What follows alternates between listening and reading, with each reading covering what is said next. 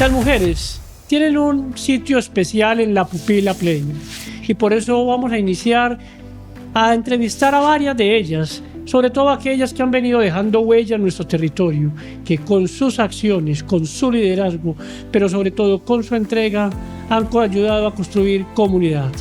Hoy les tengo una invitada maravillosa. Ella es Ángela María Tapia, una gran lideresa a quien hoy doy la bienvenida. Ángela, bienvenida, ¿cómo estás? Hola, buenas tardes, muy bien, ¿y ustedes cómo están? Muy bien, gracias, complacido de tenerte hoy aquí en La Pupila. Queremos saber quién es Ángela Tapia, esa líder que nosotros vemos en muchos espacios, que nos las encontramos, que la hemos visto en diferentes escenarios. Cuéntanos quién es Ángela Tapia en la Comuna 4. Bueno, Ángela Tapia es una mujer adulta mayor que empezó procesos con las mujeres y con la cultura. O sea, siempre ha sido como de la mano mis dos procesos. Me he inclinado más por la situación de las mujeres porque me ha dolido más el proceso que llevamos aquí en el territorio con ellas. Pero te quiero hacer una invitación. Tú empiezas ahora esta charla conmigo y empiezas diciendo, soy una adulta mayor. No, yo quiero que nos vamos a la adulta menor o a la menor. A la niña. A ver, vamos a la niña Ángela.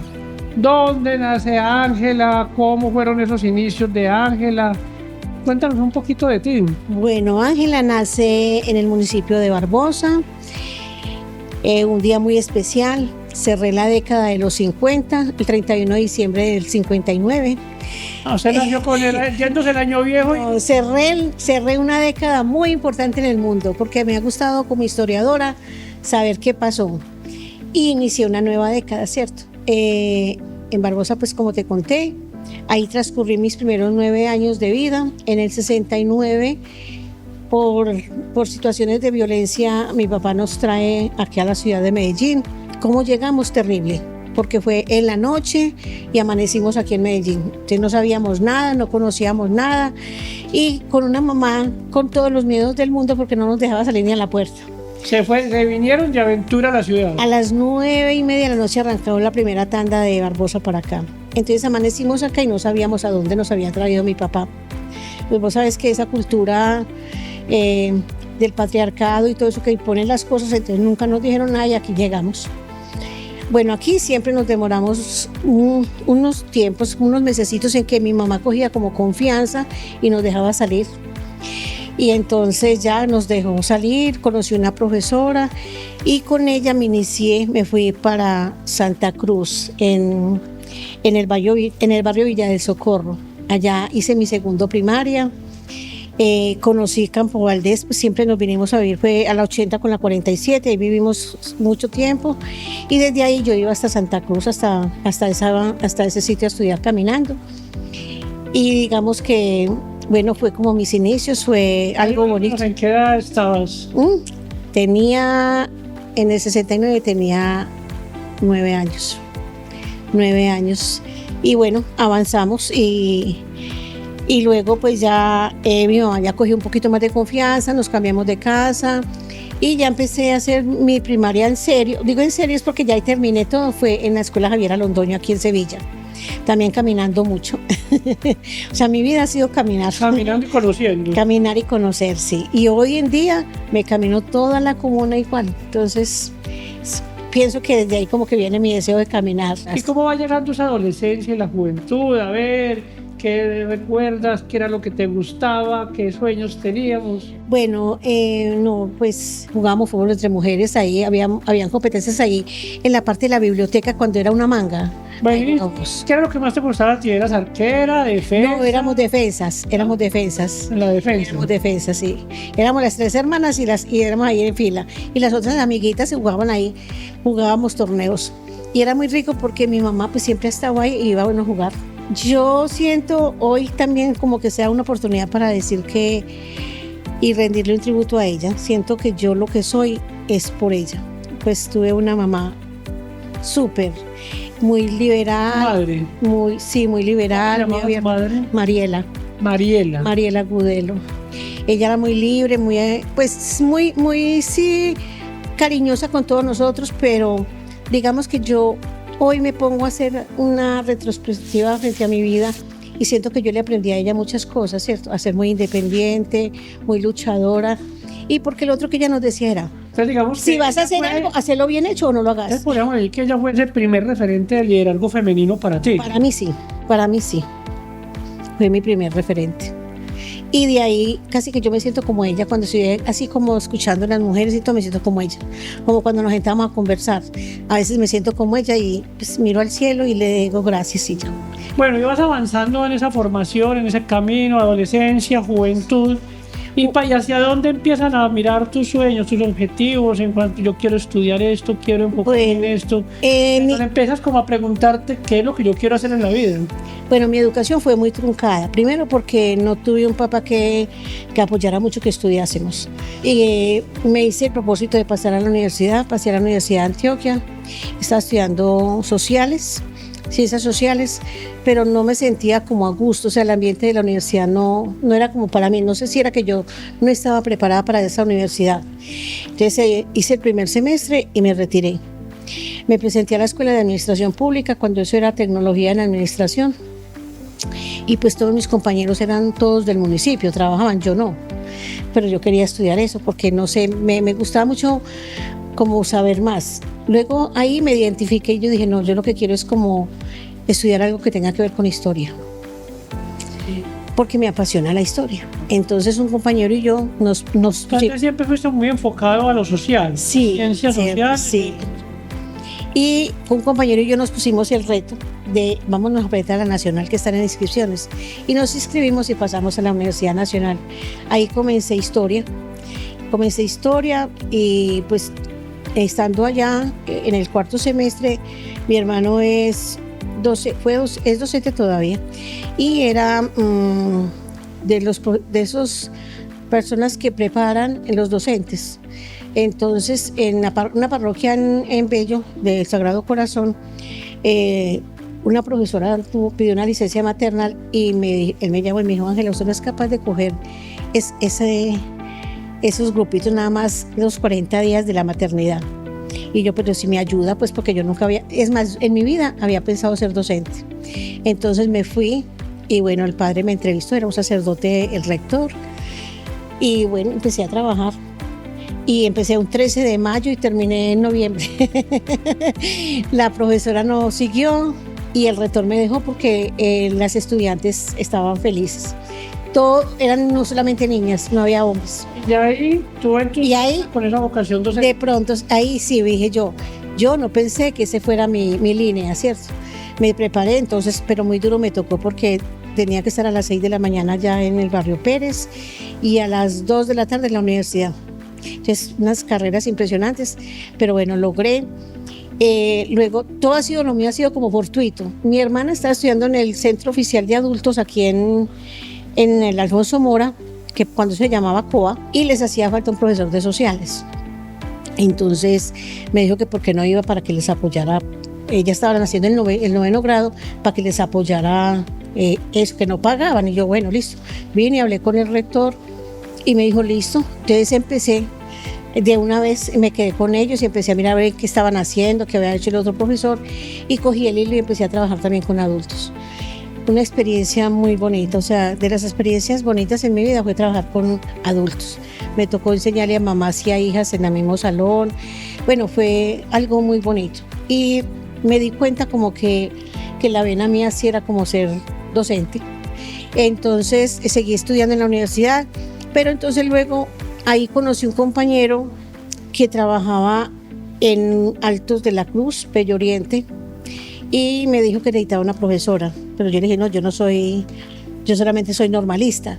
Entonces me dijo, no, hablemos con el rector. El rector era un hermano cristiano de la Orden de San Gabriel, que era de España. Y bueno, me conoció, la entrevista fue allá. Fue terrible mi primer día. Me fui toda de blanquito, que me gusta mucho decirme blanquito. Y nos bajamos eso se llamaba, en donde termina la ruta de los buses de Manrique Oriental, en la banca. Y me dijo, no, hay que caminar un poquito eran 45 minutos para llegar hasta donde estaba la escuelita. Allá pues me entrevisté. Pero con el ánimo y con la fuerza y las ganas de querer. No vas a creer, yo siempre iba asustada porque en esa época estaba ya en la zona las milicias del pueblo y para el pueblo. Les preguntaron que quién era yo, que para dónde iba, y después fue que me di cuenta que la profesora que yo iba a reemplazar se había ido de miedo. Yo fui, bueno, me entrevistaron, el señor me llamó en la noche y me dijo, no, me gustaste mucho, me gusta mucho lo que haces, mañana subes, entonces te encuentras con unas compañeras en tal parte, y ya me subí y empecé mi odisea, un 7 de marzo del 91 hasta el 2005 trabajé allá. Bueno, un tiempo bastante Sí, considerable. allá conocí Muchas experiencias, muchas anécdotas. todas las del mundo, o sea, yo ya me di cuenta que era ser pobre. Yo no, o sea, digamos que uno a veces en la casa pasa necesidades, pero allá supe lo que era pobreza. Ay, no, era impresionante, los niños cómo iban, las mujeres madres cómo le delegaban a los que no debían la autoridad de castigo para los hijos, y eso me dolía en el alma, pero había que seguir caminando. Bueno, pero a pesar de todo eso, supongo que toda esa experiencia te ayudó mucho a esa sensibilización con la comunidad, a aprender a entender como todos esos contextos económicos, socioculturales que tienen nuestros territorios, ¿verdad? Sí, digamos que esa fue mi punta. O sea, yo le agradezco mucho a esa experiencia tan bonita, porque digamos que de ahí me ha servido para cuando llego a otros grupos, a veces coloco en la mesa experiencias que viví con nuestros jóvenes. Entonces, y con los docentes también, porque no solamente tenía con los jóvenes, sino con los docentes, y aquí abajo con los adultos y con esos jóvenes con sus ideas muy voladas. Entonces, todo eso para mí, digamos que ha sido un banco de sorpresas cuando yo tengo encuentros. Yo les digo, no, es que pasó eso. Y entonces también le ayuda a uno a conocer el contexto de por qué estamos así ahora, porque a mí me tocó conocer pues todo lo que había pasado. Entonces, siento cuando uno hace un análisis transaccional de todos los cortes que han habido en la ciudad, ¿cierto?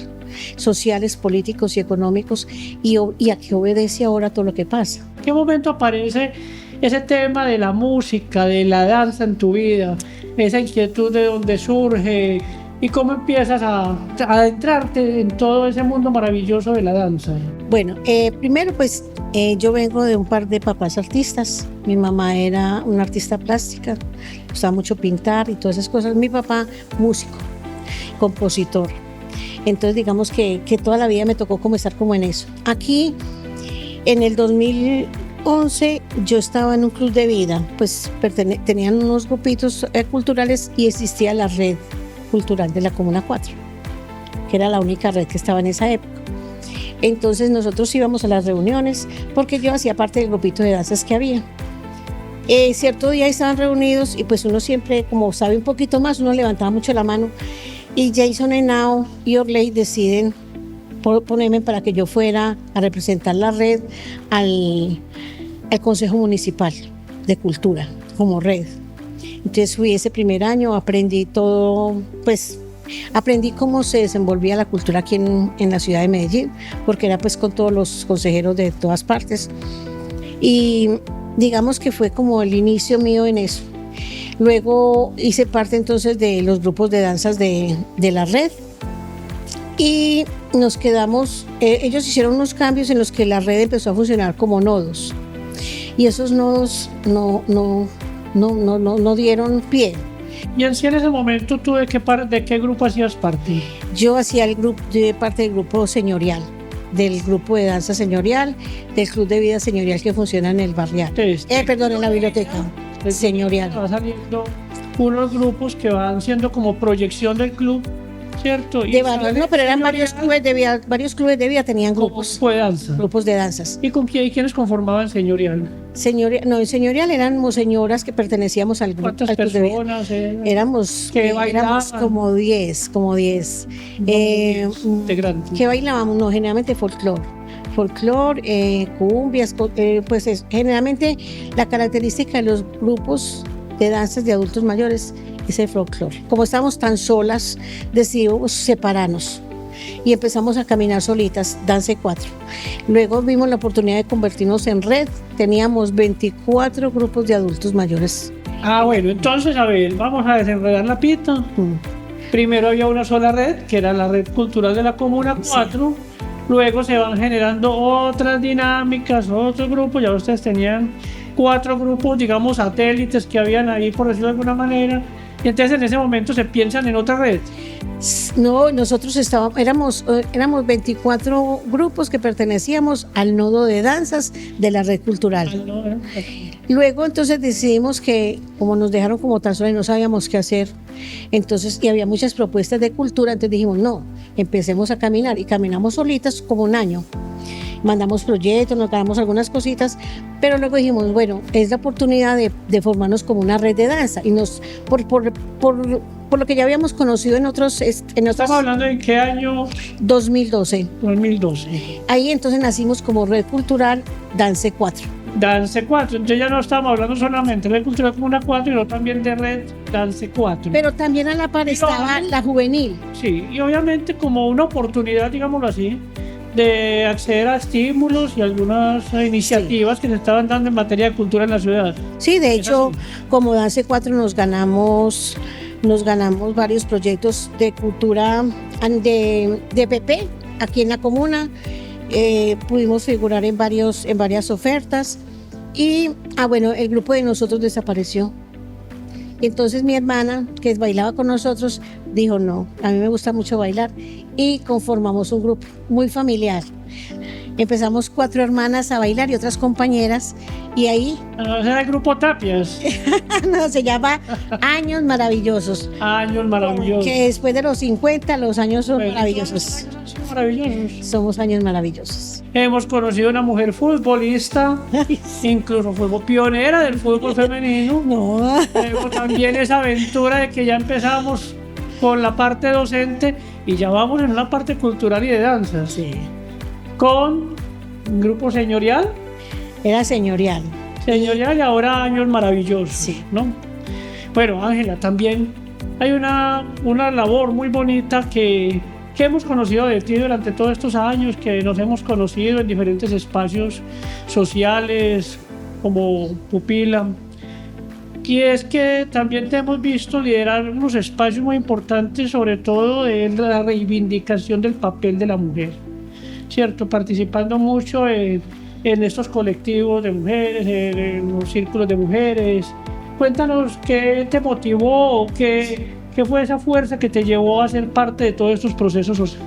En el Colegio de Bello Oriente yo conocí un rector que llevó una organización que se llama Mujeres que Crean. Y ahí ellas hacían un programa con las jóvenes y yo me interesé por lo que ellas hacían. Cuando yo salgo de Bello Oriente, digamos que me quedé como muy en stand-by un tiempo mientras como que recapitulaba y me encuentro con la coordinadora de allá de Mujeres que Crean y pues me reconoció y nos pusimos a conversar y me contó que acá en la Comuna 4 existía un colectivo de mujeres y que la niña que estaba con ella era la que direccionaba, era la gestora de ese proceso. Entonces me invitaron, yo vine, funcionábamos aquí en la biblioteca y empecé a participar en los procesos con psicólogos y con todo lo que hacían. Me pareció muy, muy bueno, o sea, me encantó todo lo que enseñaban y empecé en el colectivo de mujeres. Y existiendo pues ya lo de presupuesto participativo que existía hace muchos años, bueno, yo llego a Convivencia y fue muy duro, o sea, pues sobre todo por la fama que ya se tenía de las compañeras del colectivo. Entonces, yo llego ahí estaba la policía, estaba Benoni como aso comunal, bueno, como que esas instancias están ahí. Bueno, ahí llegué y bueno, digamos que ese primer encuentro fue un poquito durito. Y bueno, empecé ahí conocí pues estos líderes que me han ayudado mucho también porque me uní pues mucho a ellos en las luchas pues por lo de las mujeres. Luego yo termino ahí y sigo en el colectivo. Entonces yo decía, no, hay que tener un espacio donde las mujeres del territorio puedan llegar. Entonces me pienso en Círculo de Mujeres. Bueno, y te quiero preguntar algo. Dentro de ese trabajo que has hecho con otras mujeres, con tantas mujeres que de pronto se han sentido solas muchas veces frente a casos de violencia basadas en género, bueno, tantas cosas que vivimos, ¿cómo consideras tú que has aportado tu granito de arena para que la vida de esas mujeres sea un poco mejor o para generar un impacto en nuestro territorio que lleve como a cambiar esas prácticas que ya queremos dejar atrás de violencia, sobre todo en materia de género. Bueno, en el 19, cuando pudimos empezar consejos comunales, yo quedo como consejera de mujeres. Y no existía un programa de mujeres en el territorio. O sea, realmente en el territorio no existían programas de nada, porque lo que habían eran comisiones. Entonces ya como consejera de mujeres empecé a mirar, cuando la Secretaría de Mujeres envía una oferta, que me pareció espectacular, que fue la oferta en la que pensamos en cómo trabajar la violencia de una forma diferente. Porque siempre se trabajaba la violencia dando capacitaciones y encuentros para que las mujeres se cuidaran, pero vino una oferta muy bonita que fue la de arte terapia. Entonces vi cómo desde el arte terapia las mujeres podían liberar todas esas cargas que tenían. Y la instauramos y empezamos a hacer ese aporte siempre para el territorio. Desde el 2019 empezamos con arte terapia hasta ya el año pasado que se culminó, pues porque ya cambiaron la modalidad. Pero en mis años de consejera no dejé que se cayera ese programa.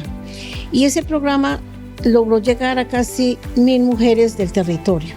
Pero te quisiera preguntar algo, Ángela. ¿Recuerdas algún caso, alguna anécdota puntual de alguna mujer que tú creas que por la situación que estaba viviendo esto le cambió un poco su vida, su perspectiva? Es más, hay varios casos. Me tocó una mujer que se iba a suicidar.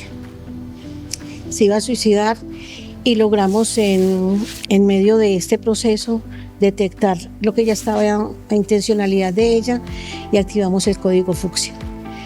Pero aparte del código fucsia, las psicólogas que venían a trabajar arte terapia aquí en el territorio me brindaron la ayuda de seguir. Entonces, aparte de estar haciendo el proceso de arte terapia, ellas me daban horas de ellas para que estas mujeres que presentaban estos síntomas y estas cosas, ellas poderlas atender. Realmente aquí en la comuna tuve cuatro casos, uno que no conocí, pero recuerdo y me pareció muy lindo porque iba en el Metrobús y me encontré una señora y me abrazó y me iba diciendo, gracias a usted estoy viva. Y yo la miré, ¿qué hice? Yo no hice. Y me dijo, no, usted no sabe a mí cómo me sirvió el programa de arte terapia. Y yo, ¿cómo así? Me dijo, yo era medicada con drogas psiquiátricas, yo era con no sé qué y no sé qué. Y usted y Leito me ayudaron y vea, yo estoy tranquila, no me tomo una pastilla, amo a mi esposo, amo a mis hijos, sigo construyendo. Y para mí fue el caso más bonito que he tenido, pues porque pues que te digan eso sin vos haber hecho nada, bueno, supuestamente. Indudablemente, Ángela, hay que decirlo, cuando esta dinámica social, esos procesos que tenemos en nuestros territorios logran salvar vidas o transformar esos imaginarios, yo creo que quedamos como con esa sensación de que valió la pena el esfuerzo, de que valió la pena todos estos espacios. También me tocó con el feminicidio de esta joven que mataron en el 2020 aquí en La Salle. La mejor amiga de ella de Moravia pues sufrió lo indecible y la acompañé. Y con ella creé los plantones que hacía yo por los feminicidios en el territorio, que los hice en varias zonas del territorio. Los últimos que hice fue en la estación del Tricentenario, que era parte en el río, donde tiraban y encontrábamos nosotros las víctimas, ahí lo hicimos. Pero pues uno se siente como la ausencia de la administración frente a todo esto, porque esa niña todavía, o sea, le ha tocado irse 2 veces del territorio y todo eso, y ella vuelve. Pero igual seguimos luchando con... Sí, la idea es esa. Entonces, por eso es lo que yo siento que las mujeres tenemos que ser muy sororas a la hora de ver a la otra con X o Y sufrimiento. Yo creo que cualquier cosita que hagamos como mujeres para apoyarnos mutuamente nos sirve para seguir en ese camino. Bueno, yo le quiero contar a toda la gente que nos está escuchando este podcast de la Pupila Play, en todo este viaje maravilloso que hemos hecho por todas esas facetas de esta increíble mujer, pues ese liderazgo ha sido reconocido, y hace pocos días recibió un reconocimiento muy importante de nuestra comuna, el reconocimiento Juliana Scalaverni. Para quienes no saben quién es Juliana Scalaverni, era la esposa del maestro Pedro Enel Gómez, un ilustre ilustre artista, a quien se le debe bastante en la ciudad, que se asentó aquí en nuestra Comuna 4, y su esposa fue bastante líder y fue quien lo trajo aquí al maestro a la Comuna 4. ¿Cómo fue recibir ese reconocimiento como a esa trayectoria, a esa labor que tú has hecho como mujer? Bueno, dicen que los tiempos de Dios son perfectos. A mí me han postulado mucho a ese proyecto, porque siempre me postulaban Ya había sido otros grupos, sí, pero otros grupos y nada. Cuando este año me dicen, si este año no es el suyo, no respondemos. Y a mí me dio risa, y yo no, pues a mí no, tampoco es que me llene como muchas esas cosas. Pero cuando me llamaron, me dijeron que había sido ganadora, que necesitaban unas cositas, bueno, yo las envié. Pero yo estaba muy tranquila. Pero ese sábado yo me descompuse mucho. Primero porque pues era la primera vez que recibía una cosa de estas. Segundo, estaba parte de mi familia conmigo que no pensé. Y tercero, cuando a ti te dicen por esto, esto y esto y esto, y dices, ay, güey, mamá, entonces sí estoy haciendo las cosas como son. Entonces vuelvo y digo, gracias mamá, porque me decía siempre, o haces las cosas bien hechas o no hagas nada. Entonces siento que ese lema que siempre me ha cargado a mí, que yo se lo he transmitido a todas mis generaciones, haga las cosas bien hechas o no las hagan, ha servido. Y se hicieron bien hechas. Y se hicieron bien hechas porque muestra es esto. Muy agradecida pues con la comunidad por esto, con Cultura por haberme valorado pues como ese trabajo. Las compañeras que me postularon también, siento que ellas me han hecho mucho seguimiento en lo que yo hago y me ven como en este proceso. Y por supuesto, Ángela, que también ni más faltaba, nuestra inmensa felicitación a ti. Muchas por gracias. esa labor tan bonita que has hecho, por ese impacto que has dejado en nuestro territorio en diferentes campos. Sin mencionar el futbolero, pero sí en todo el tema de la cultura, Sí. y de esa lucha por la reivindicación de la mujer. Hoy, 2025, ¿cuáles son esos retos? ¿Cuáles son esos sueños que tiene Ángela Tapias Agudelo hacia el futuro? Bueno, tengo unos retos y más que han sido como más impuestos como frente a lo que yo hago. Primero, me gustaría mucho tener trabajo con jóvenes, mujeres jóvenes. Me gustaría que ellas aprendieran a tener incidencia social y política en el territorio, poder contar con un grupo de mujeres jóvenes y prepararlas para que tengan esos retos, por ejemplo, como estar en el Consejo de las Juventudes, que empiecen a verse como mujeres empoderadas social y políticamente en los territorios, ¿cierto? Seguir trabajando con Círculo de Mujeres, tratando de no dejar morir los procesos que teníamos con Secretaría de Mujeres, pero ya desde nosotros como organización seguir llegando no a tanta gente porque económicamente no hay, pero sí poder haciendo incidencia, ¿cierto? Y lo otro pues tiene más que ver como con lo político. Yo siento que ya puedo aspirar a algo diferente en este proceso, porque si quiero seguir trabajando con las mujeres, si quiero seguir haciendo esta labor por ellas, yo creo que ya tiene que ser en otro campo diferente. Yo quiero que le des un mensaje a esas mujeres que de pronto van a ver este video, cierto, un mensaje corto, pero que tú creas que puede ser poderoso para esa reivindicación femenina o para esa lucha por esos derechos que durante tantos tiempos se han ustedes hecho. Bueno, primero entonces quiero agradecerles a todos ustedes por la invitación a este podcast, a esta juventud que está aquí a espaldas mías, me encanta ver los jóvenes. Yo siempre he dicho que los jóvenes, nosotros tenemos que ir haciendo a un lado para que ellos vayan llegando. Yo para las mujeres sí quisiera decirles que lo primero es que se trabaja en ellas mismas. O sea, yo pienso que empezar a valorarnos nosotras mismas como seres, como mujeres dadoras de vida, dadoras de muchas cosas. Nosotros somos un universo que la otra parte no lo da, porque nosotros damos vida, damos amor, damos ternura. La otra parte es un complemento para esto, pero si nosotros empezamos a vernos como esos seres de luz, de cosas maravillosas, la vida a nosotros nos va cambiando y nos vamos empoderando nosotras mismas, primero de nosotras, porque si nosotros no nos queremos, no nos valoramos, afuera no vamos a dar eso. Bueno, lo cultural que les diríamos también. Ay, no sueñense. Disfrutemos la vida. Sí, sueñense, vea, bailar es el mejor ejercicio que hay en el mundo. Yo tengo 65 años. me duelen las rodillas, pero es de caminar, no de bailar. Bailen, sueñen, escriban sus historias, empiecen a verse culturalmente en otros ámbitos, no solamente es bailar. Si usted se pone a escribir sus historias, usted las vuelve a leer y dice, pues mamá, yo tengo que publicar un libro, ¿cierto?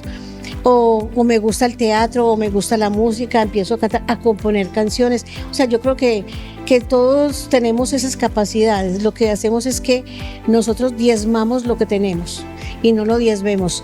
Ángela María, no me queda más que darte las gracias. Bueno, primero por haber aceptado esta invitación de aquí a La Pupila. Segundo, por todo ese trabajo tan bonito y maravilloso que has venido haciendo en nuestro territorio. Me siento afortunado de conocerte todos estos años en los que hemos compartido muchos espacios. Es una mujer maravillosa. Y por supuesto que también queremos desde La Pupila, desde estos podcasts, seguir mostrando a esas mujeres que, como Ángela, están luchando por el mejoramiento de la calidad de vida en diferentes espacios, en lo social, en lo cultural, en lo ambiental. Es el reconocimiento que deben tener y es lo menos que podemos hacer desde la responsabilidad de un medio como La Pupila Comunicaciones. Ángela, muchas gracias, y decirle a todos ustedes quienes han estado siguiéndonos desde las redes, desde la página web, desde nuestro canal de YouTube, primero a que se suscriban y a que compartamos estos contenidos. Los invitamos a compartir estos videos porque es la manera como nos apoyan para seguir mostrando estas historias que transforman, que tienen impacto e incidencia en nuestros territorios. Así que a ustedes mil gracias por habernos acompañado, a Ángela hoy por estar con nosotros, por haber descubierto todas esas facetas que hoy nos contó. Y recuerden, suscríbanse ahí en el canal de YouTube como La Pupila Play, activen la campanita y apoyemos los medios de comunicación comunitarios. Hasta pronto.